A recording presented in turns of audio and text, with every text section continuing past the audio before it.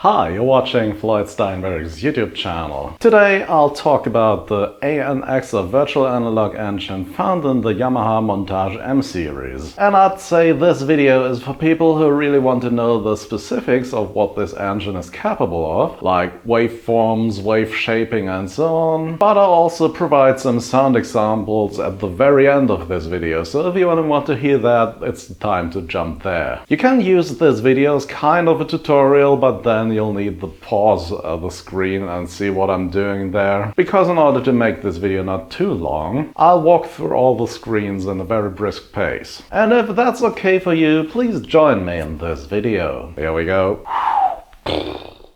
Okay, so this video is showing the basics of using the virtual analog synth inside the Montage, and it's intended for people who just want to know what's possible here. I'm not going to create a specific patch here. And if you want to know more about the Montage series, this is a good moment for a shout out to Kirdabi's channel. He has some quite in-depth videos on the synthesizers. Okay, I want to begin by creating a default preset patch on the virtual analog engine. If you don't know the Montage's user interface, we have the main screen where basically anything can be done. Then we have this secondary screen here, which is great for setting up sounds quickly. And then we have the menu and navigation buttons over here, and the jog wheel and the super knob, which are used for entering values, using the sequencer, setting up arpeggios, and so on. Press the category button. We have this init button on here. Press that, and now we have a selection of init sounds for the AN-X, AWN, and FMX engine, and drums and general MIDI. But we want to use the first one. And now if I record this, we'll hear a simple saw wave.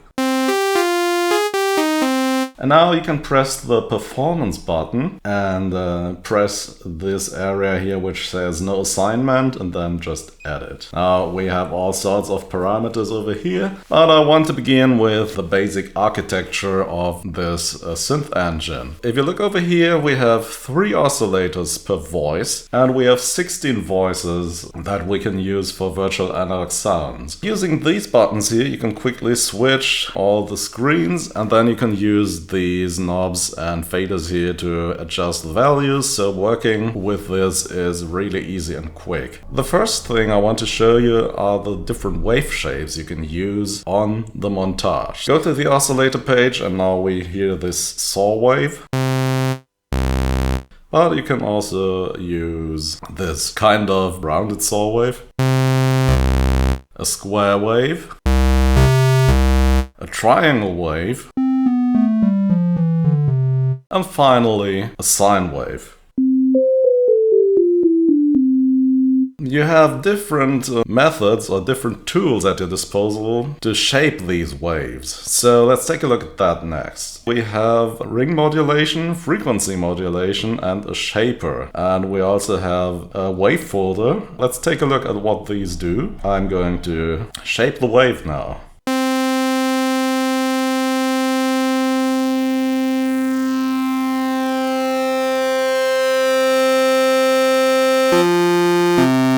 Let's take a look at what the shaper does to a sine wave.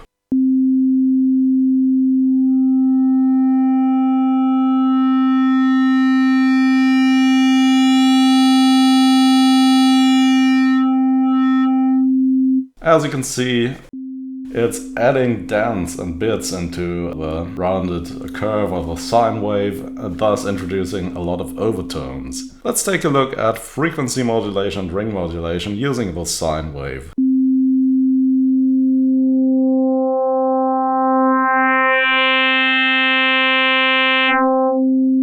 I guess you know this sound. This is indeed frequency modulation, and the sine wave is modulated with its own copy. So we're hearing this typical frequency modulation distortion here.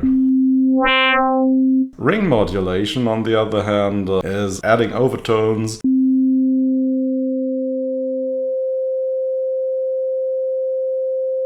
and we're landing at the sine wave 1 octave higher if we fully apply the ring modulation on the sine wave.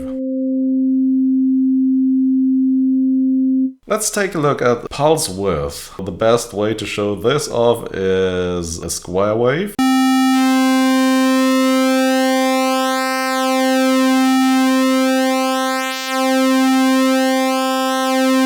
And pulse width will change the width of these peaks and valleys here, resulting in overtones with a frequency specified by the width of the pulse modulation here.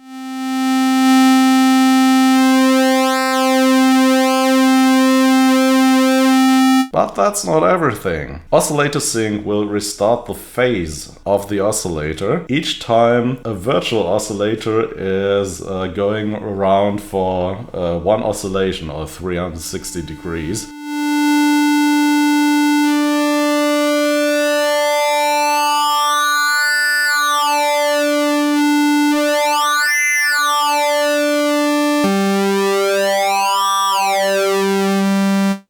Yeah, that's a super cool sound. If you know the song Paninaro by the Pet Shop Boys, that's the one they used there. Alright, each of these shaping tools can be controlled by LFOs and envelopes, which I will show later. On the third oscillator, you also have a noise generator. In order to change the loudness of the other two oscillators we haven't used until now, you can use these faders here, which are assigned to oscillator 2, oscillator 3 and noise. Let's turn up the volume.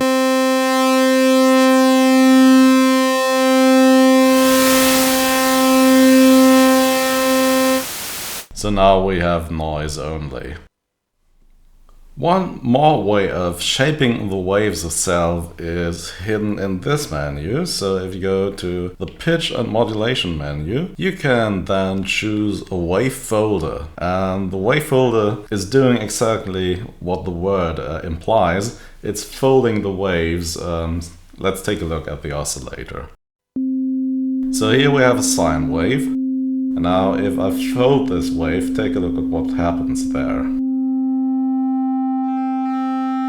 You can see the peaks of the sine waves are getting folded downwards once they reach a certain threshold.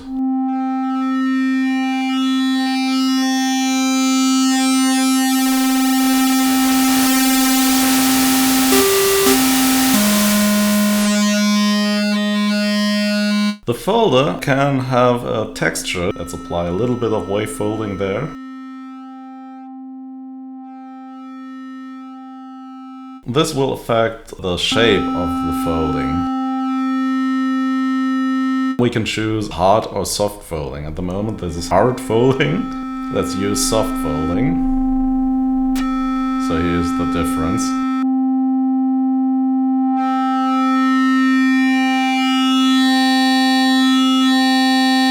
So this is comparable to amp distortion, but it's more surgical, so to speak. It's a cleaner way of distorting sounds, more digital if you want to. Let's take a look at the filters now. Virtual analog synths rise and fall with the quality of the filters. I'm going to set up another sound quickly. Let's use 3 oscillators and detune them slightly. One square wave here and change its pulse width a bit. Let's sync. Let's go to the filter page. The Montage can use 2 filters on each virtual analog sound. You have the choice between different filters here. We can use a low pass 24 decibel filter, 18 decibel, 12, low pass 6, high pass filters, band pass filters, and that's it. Let's go with the low pass 24 decibel filter here. Of course we can change the cutoff frequency and the resonance. And on the other side we have another selection of filters. You can stack those filters if you want to. So these are strong enough to filter away all the frequencies. And let's add some resonance there.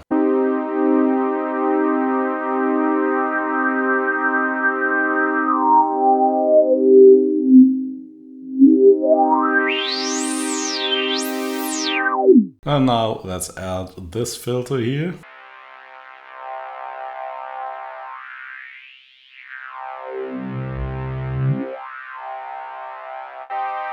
And of course, you can use filter envelopes for both filters.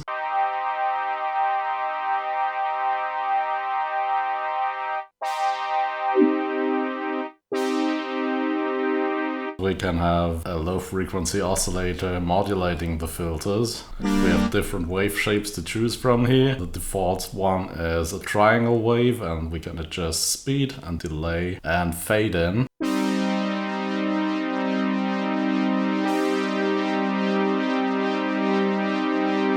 Let's try some different wave shapes here. Here's sample and hold.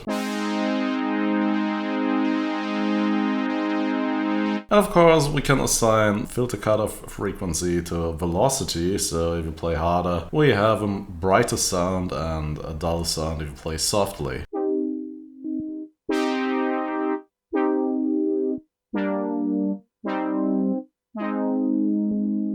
And we have key scaling, so playing high keys will make the sound brighter, and playing low keys will make them duller.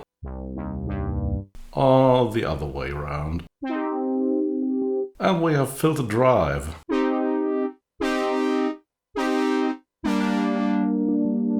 There are so many ways to distort your sound here.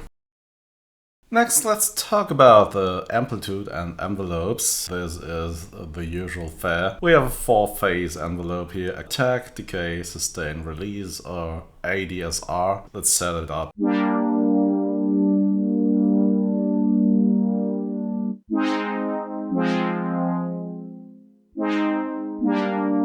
And of course, we have an LFO for amplitude as well.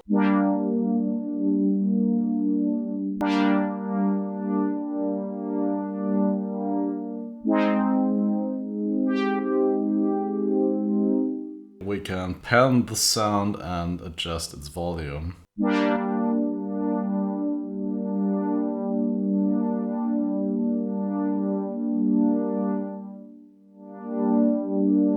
And we can send it to the global effects. There are 2 of them.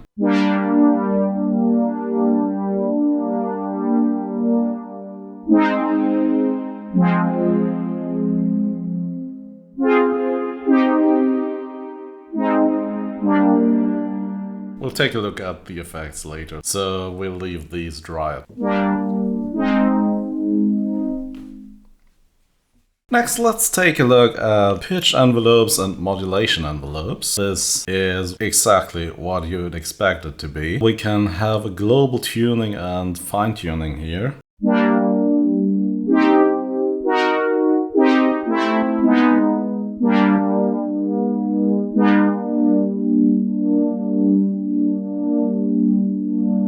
And we can adjust pitch bend depth and portamento. And portamento time.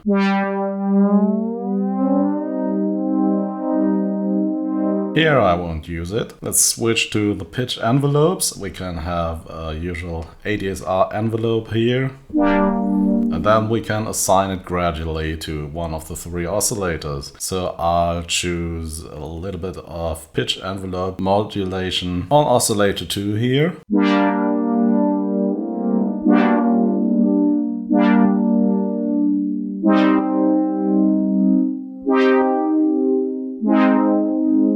Of course, we can have a pitch LFO. Let's use that on oscillator 3.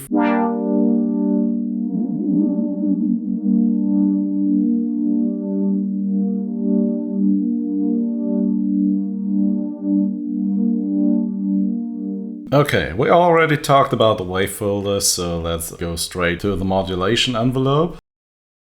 As the only thing that's affected by the modulation envelope and the modulation LFO is the wave folder anyway, let's quickly set up a new wave folder here. Let's adjust the envelope depth. And now a little bit of LFO.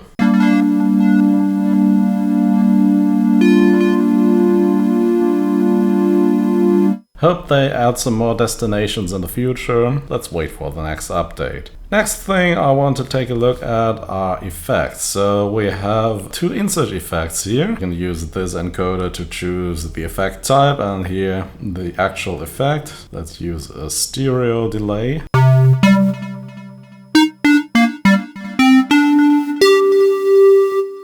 Now let's set up the next effect, a phaser effect.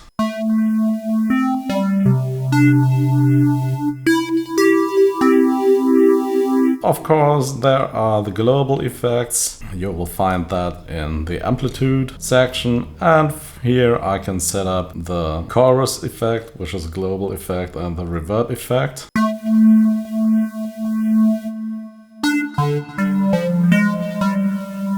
And from here you can press Shift and Effects Overview, and let's select another reverb effect here. You can press this button, select the shimmer reverb and perhaps the ambient preset. So let's listen again.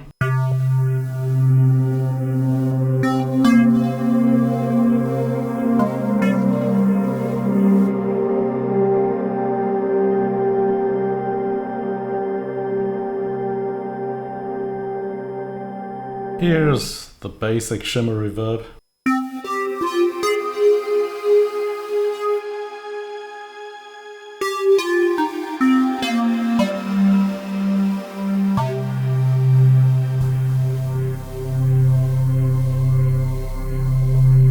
One more thing you can do with the effects is to use this equalizer. So you can take away unwanted mod in the low end, for example.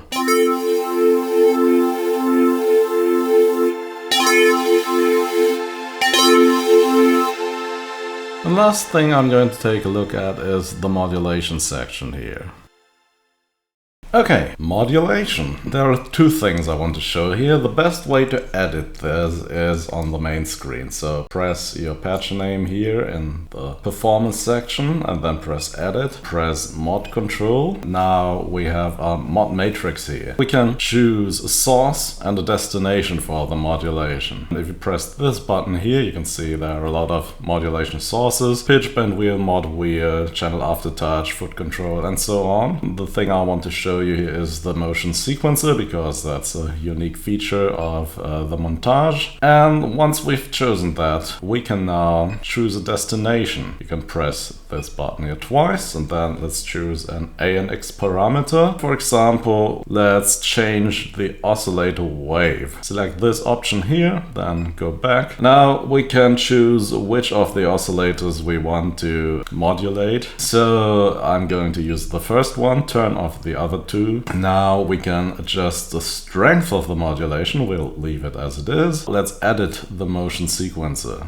So press this button here. What you need to do here is to switch on the motion sequencer and also switch on lane 1. If you play the sound on the keyboard, you should hear this saw wave changing the wave shape of oscillator 1.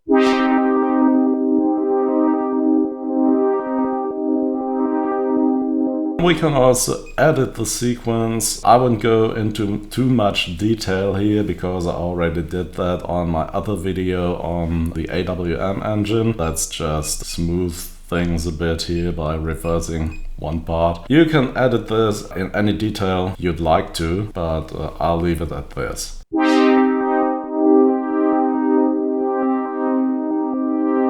One thing I personally like to add is polyphonic aftertouch, so let's do that. By the way, polyphonic aftertouch only is available if you have polyphonic aftertouch keyboards at your hands. You can do that with an external keyboard, or you can buy the high-end montage model, the M8X. But that one is quite expensive. Once again, press the modulation and control, then aftertouch, and now you can choose between channel and polyphonic aftertouch. We're going to use polyphonic aftertouch, and we'll assign it not to pitch, but to filter cutoff frequency. Here's the strength, and I think that's all we need to do here.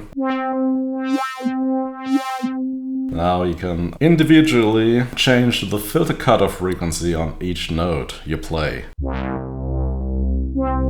So listen to the bass note, which will keep its filter settings. I will change the filter cutoff frequency on the high note by pressing the key down.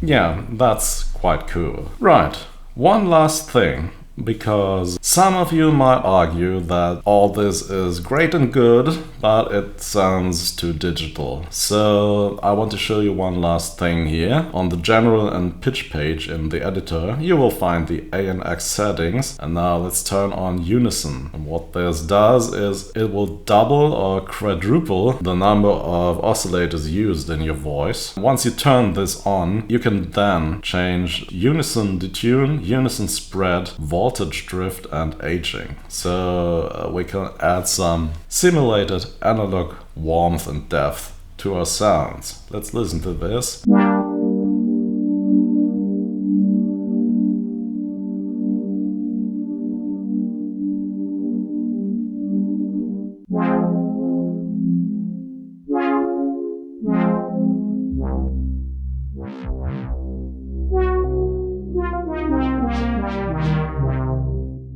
Let's add shimmer reverb again and select the ambient preset here.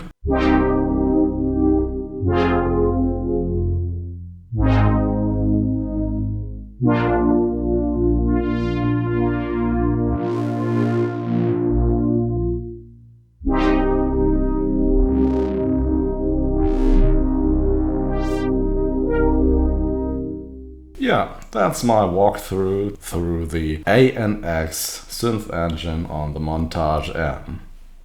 Time for a short conclusion. So, as you've seen, the AN-X synthesizer in the Montage M is quite powerful, and there are so many options to tinker around with. However, there are one or two things I would have wished for. One thing is 5-phase envelopes, so you can do more than the usual attack, decay, sustain, and release envelopes. And another, more important thing would have been to have envelopes as modulation sources. So, for example, on any other synth, or even on any other synth engine on the Montage, you can have individual envelopes to modulate your individual oscillators. It's not possible on the AN-X. You can kind of substitute it with motion sequences, but it's not very flexible, and the motion sequence gets restarted for all the notes you play once you play a new note. So that's probably not what we want. Of course, you can work around this by just adding another instance of the AN-X engine to your project, but by doing that, you'll also waste one of the 16 slots in your project, so it's a give and take, I guess. But then again, all of this is nitpicking on a very high level. Here are some sounds I really like and I want you to listen to get an impression what this engine is really capable of.